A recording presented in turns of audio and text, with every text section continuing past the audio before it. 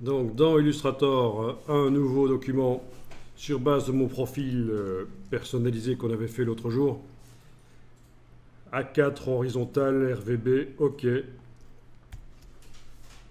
J'importe le dessin de la biche. Voilà. Dans la palette des calques, ça me dit que c'est une image. Un fichier lié.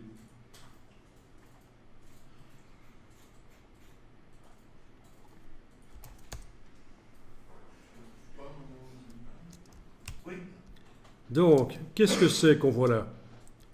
C'est une biche, vous allez dire. Non, c'est des formes ou des traits? Ah, question piège. Ce sont des formes parce qu'il y a des pleins et des déliés. Il y a une épaisseur avec des pleins et des déliés. Et si je veux vectoriser ça, ben je dois faire comme on a fait jusqu'à présent. C'est-à-dire fenêtre vectorisation, cocher la case aperçu. Oui, il y a un petit message qui dit que ça risque d'être lent avec cette image parce qu'elle a beaucoup de pixels, mais c'est pas grave. Dans les paramètres avancés, ignorer le blanc. Et voilà, on a exactement le dessin parce que ce sont des formes. Si je demande maintenant objet vectorisation décomposée, on voit ce sont des formes avec une épaisseur. Bon, combien est-ce qu'il y a de formes? Mais il y en a une qui fait tout le tour de la biche, et puis il y en a deux autres pour les pattes. Et en fait, ce sont certainement des formes, des tracés transparents, parce qu'il y a un extérieur et un intérieur qui doit certainement faire un trou. Mais oui, si je le déplace en dehors, il apparaît. Si je le superpose partiellement, il fait un trou là où on le superpose.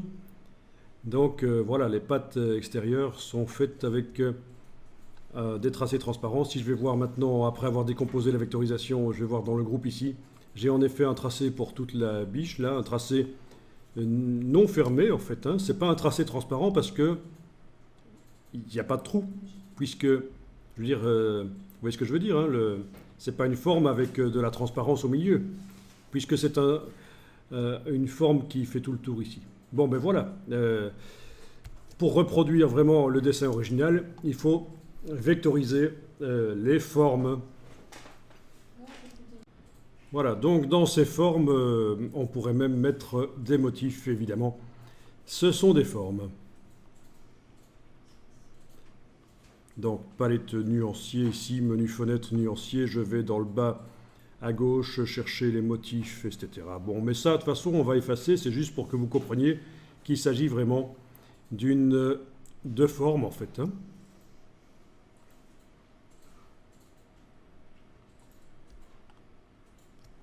Ok.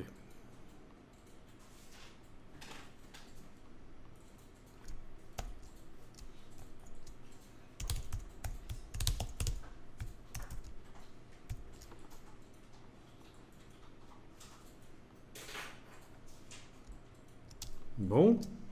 Mais à côté de ça, vous allez ramener à nouveau l'image, fichier importé, l'image JPEG, voilà.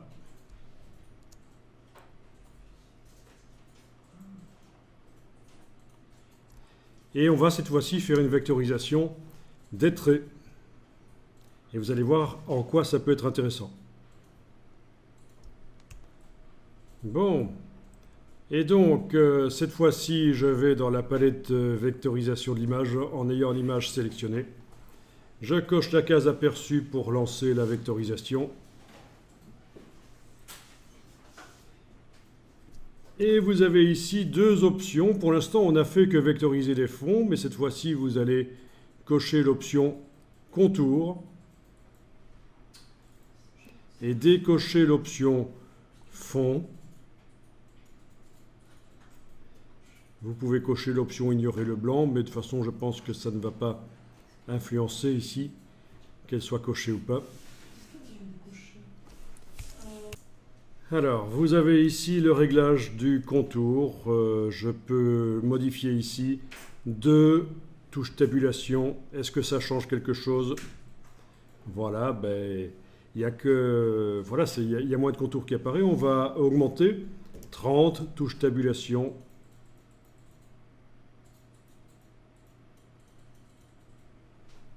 Ah, ça commence à venir, hein? Bien.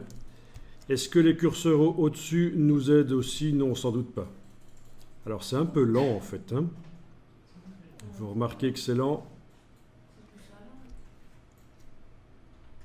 C'est vrai que l'image est un peu trop précise et ça nous ralentit. Vous savez quoi? On va fermer, on va supprimer l'image ici, on va aller la redimensionner dans Photoshop avant de l'utiliser, sinon c'est trop lent. Il y a trop de pixels en effet. Donc je supprime l'image, vous allez dans Photoshop, on va la redimensionner.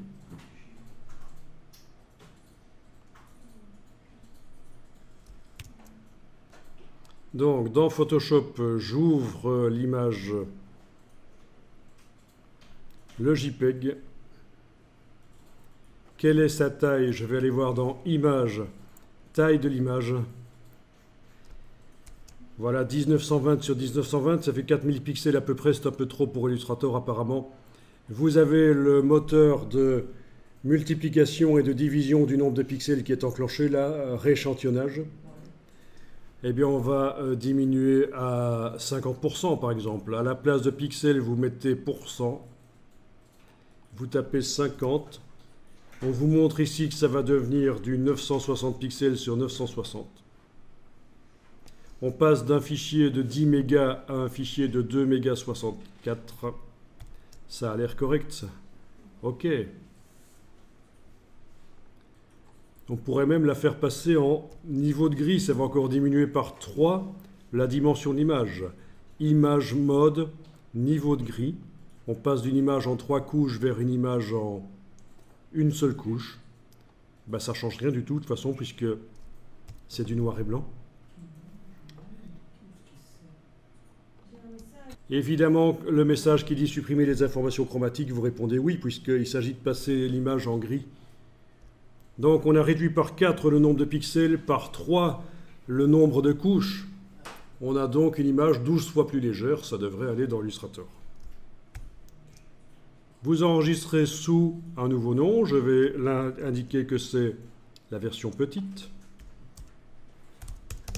Voilà.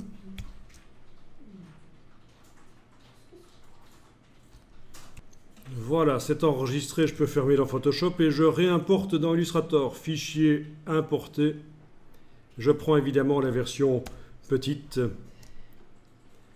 Au niveau des tailles, c'est quand même différent. Voilà. Ça ne se voit pas trop au niveau des tailles parce que c'est un fichier JPEG, alors la compression empêche de voir quel est le poids réel de l'image quand on l'utilise. Et donc voilà, l'image est là, j'enclenche la case aperçue, je coche contour, je décoche fond, voilà, et je joue sur le contour, je suis en train d'augmenter ici l'option contour, et au fur et à mesure, les contours apparaissent. Donc ça veut dire que les contours d'une épaisseur de 50 pixels sont vectorisés. Là, j'augmente à 60 pixels, ils sont vectorisés aussi. Voilà, au fur et à mesure que j'augmente, je suis en train de dire à Illustrator qu'est-ce que c'est les contours dans cette illustration. Qu'est-ce que c'est les contours? Ça peut être des formes, des tâches qui ont jusqu'à 70 pixels d'épaisseur. En tout cas, voilà, si moi je mets ici contour 70 pixels, ça a l'air de fonctionner. Et cette sale bête me tire la langue. Quand même. Est-ce que ça va? Tu peux mettre plus, mais si tu as d'autres choses dans l'illustration, des grosses tâches, elles vont être transformées en contours. Bon, de toute façon, on est censé travailler sur une image qui a été nettoyée dans Photoshop. Donc voilà, oui, tu pourrais mettre plus ici, ça reviendrait au même.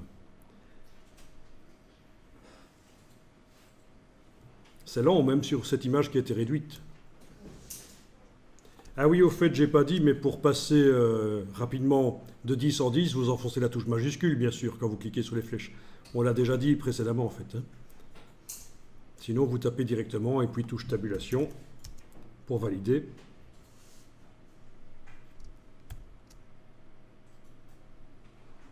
Donc ça, c'est la vectorisation de contours. Les épaisseurs des traits ne sont pas du tout prises en compte. Je vais enregistrer le fichier avant que ça plante, on ne sait jamais.